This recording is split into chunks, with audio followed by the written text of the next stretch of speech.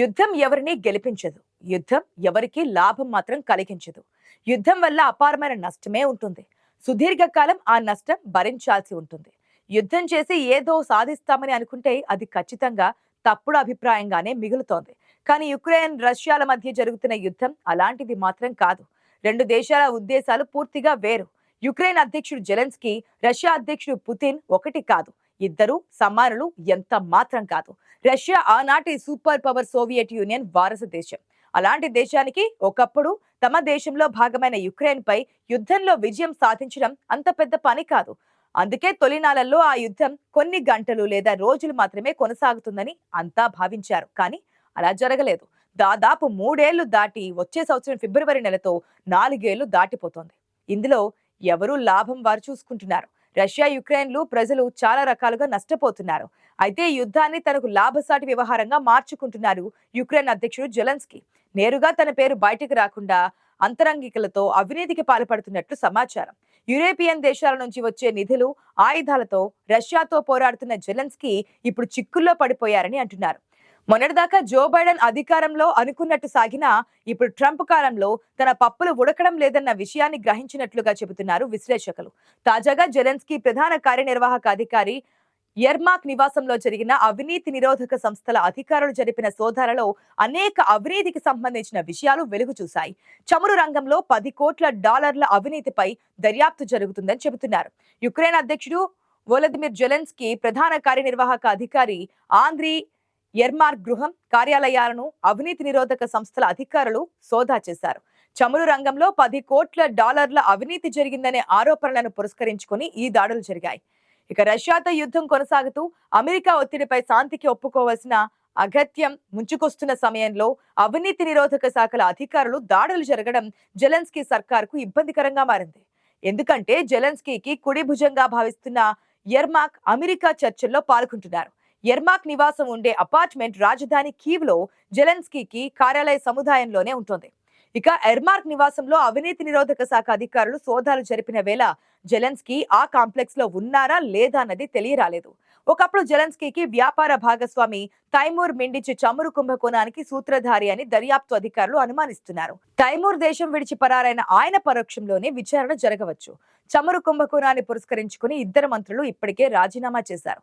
ఎర్మార్క్ సహాయకులు ఇద్దరు 2024లోనే రాజీనామా చేయగా మరొక సహాయకుడు ఇంకా విధుల్లో కొనసాగుతున్నారు. ఈ ముగ్గురిపై లంచగొండి ఆరోపణలపై దర్యాప్తు జరుగుతోంది. ఎర్మార్క్ కు అవినీతిలో పాత్ర ఉందని ఆరోపణలు రాకపోయినా అతనికి ఉద్వాసన చెప్పాలని ఒత్తిడి పెరుగుతోంది. ఐరోపా సమైక్య ఈయూలో చేరాలనుకుంటున్న జెలెన్స్కీకి మొదట అవినీతిని నిర్మూలించాలని ఈయూ షరతు పెడుతోంది. పూర్వాశ్రమంలో న్యాయవాది అయిన ఎర్మార్క్ 15 ఏళ్ల క్రితం టీవీ కార్యక్రమాల నిర్మాణంలో ప్రవేశించారు. అప్పట్లో టీవీ హాస్య నటుడిగా పేరున్న జెలెన్స్కీతో ఆయనకు సాన్నిహిత్యం ఏర్పడింది. జెలెన్స్కీ దేశ అధ్యక్షుడైన తర్వాత ఆయనకు కుడి భుజంగా వ్యవహరించసాగారు. ప్రధానమంత్రి, ఇతర మంత్రుల నియామకంలోనూ ఎర్మార్క్ పాత్ర ఉంది. రష్యాతో శాంతి కుదుర్చుకోవాలని అమెరికా నుంచి ఒత్తిడి పెరుగుతున్న వేళ ఎర్మార్క్ ఉదంతం జెలెన్స్కీకి గుద్దిబండగా పరిగణమిస్తోంది. అమెరికా అధ్యక్షుడు ట్రంప్ రష్యా నుంచి ఎవరు చమురు కొనుగోలు చేసినా వ్యతిరేకిస్తున్నారు. కానీ అలా చేయనట్లయితే అడుగు ముందుకు పడేలా కనిపించడం లేదు. హంగరీ విషయాన్ని తీసుకుంటే రష్యా నుంచి చవకగా చమురు, సహజవాయువు కొనడానికి హంగరీ ప్రధానమంత్రి విక్టోర్ ఓర్బన్ మాస్కోలో రష్యా అధ్యక్షుడు వ్లాదిమిర్ పుతిన్ తో సమావేశమయ్యారు. రష్యా చమురు, గ్యాస్ ను ఎవరూ కొనరాదంటూ ఆంక్షలు విధించిన అమెరికా అధ్యక్షుడు డొనాల్డ్ ట్రంప్ అనుమతి తీసుకొని మరీ ఓర్బాన్ మాస్కో వెళ్లారు. మన దేశం రష్యా నుంచి చమురు దిగుమతులు చేసుకుంటున్నందుకే యుక్రెయిన్ లో లక్షలాది మంది చనిపోతున్నారని చెప్పిన ట్రంప్ హంగరీ విషయంలో నాలిక మడత పెట్టేశారు. హంగీ పీఎం ఓర్బాన్ నవంబర్ నెలారంభంలో వాషింగ్టన్ వెళ్లి రష్యా చమురు దిగుమతికి ట్రంప్ నుంచి ఆమోద ముద్ర వేయించుకున్నారు. రష్యా అందించే చవక ఇంధనం లేకపోతే తమ ఆర్థిక వ్యవస్థ దివాలా తీస్తుందని ఓర్బాన్ చెబుతున్నారు. 2027 చివరికల్లా రష్యా నుంచి శిలాజ ఇంధన కొనుగోళ్లను పూర్తిగా బంద్ చేయాలని ఐరోపా సమైక్య ఈయూ తీసుకున్న నిర్ణయాన్ని ఈయన వ్యతిరేకిస్తున్నారు. ఇక 4 ఏళ్ల క్రితం యుక్రెయిన్ యుద్ధం మొదలైనప్పటి నుంచి ఈయూ నాయకులు మాస్కో వెళ్లడం బంద్ చేసిన ఓర్బాన్ మాత్రం పుతిన్ తో భేటీ అవుతూ వస్తున్నారు. ఓవైపు రష్యా యుద్ధం రావణ కాష్టంలా కాలుతోంది. ఈ యుద్ధంలో లక్షలాది మంది యుక్రెయిన్ సైనికులు, పౌరులు ప్రాణాలు కోల్పోయారు. ఈ అనవసర యుద్ధాన్ని ముగించేందుకు ఎన్ని ప్రయత్నాలు జరుగుతున్నా అవి సరైన ఫలితాలు ఇవ్వడం లేదు. ఇలాంటి తరుణంలో ప్రభుత్వంలోని అధికారుల అవినీతి అక్కడి ప్రజల్లో చర్చనీయాంశమైంది. అధ్యక్షుడు వొలదిమిర్ జెలెన్స్కీ ప్రధాన కార్యనిర్వాహక అధికారి ఆంద్రీ ఎర్మార్క్ అవినీతికి పాల్పడుతున్నారనే విషయం అమెరికాకు, నాటో దేశాలకు సైతం మింగుడు పడడం లేదు. రష్యాతో యుద్ధం కొనసాగుతూ అమెరికా ఒత్తిడిపై శాంతికి ఒప్పుకోవాల్సిన అగత్యం ముంచుకొస్తున్న సమయంలో అవినీతి నిరోధక శాఖల అధికారుల దాడులు జరగడం జెలెన్స్కీ సర్కారుకు ఇబ్బందికరంగా మారాయి. ఇదిలా ఉండగా రష్యా, యుక్రెయిన్ల మధ్య జరుగుతున్న యుద్ధాన్ని విరమించేందుకు 28 అంశాలతో కూడిన శాంతి ప్రతిపాదనలను అమెరికా అధ్యక్షుడు ట్రంప్ ప్రకటించడంతో యుద్ధం ఆగుతుందనే ఆశలు చిగురిస్తున్నాయి. యుక్రెయిన్పై రష్యా యుద్ధానికి దిగడానికి ప్రధాన కారణాల్లో ఒకటైన యుక్రెయిన్ నాటో సభ్యత్వం స్వీకరించకూడదన్నది ప్రధానంగా ఉంటుంది. అమెరికా, పశ్చిమ దేశాలు యుక్రెయిన్లో నాటో స్థావరాలను స్థాపించి మాస్కో, పొలిమేర్ల వరకు అమెరికా మిలిటరీ క్షిపణుల్ని మోహరించే ప్రయత్నంలో భాగంగా నాటోలో సభ్యత్వానికి యుక్రెయిన్ను ప్రోత్సహించాయి. నాటో దేశాలు అమెరికా చేస్తున్న ప్రయత్నాలతో తన ఆత్మరక్షణ కోసం యుక్రెయిన్పై యుద్ధానికి దిగింది రష్యా.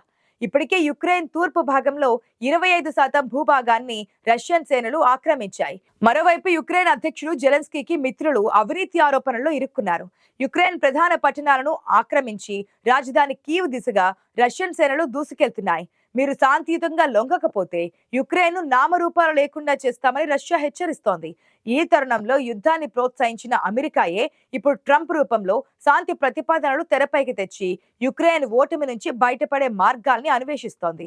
28 శాంతి ప్రతిపాదనల్లో ప్రధానంగా 2014లో రష్యా స్వాధీనం చేసుకున్న క్రిమియా ద్వీపకల్పాన్ని వాస్తవ రష్యన్ నియంత్రణ ప్రాంతంగా గుర్తించి అమెరికా గుర్తింపుతో సహా అంతర్జాతీయ గుర్తింపును పొందేలా చూడాలి.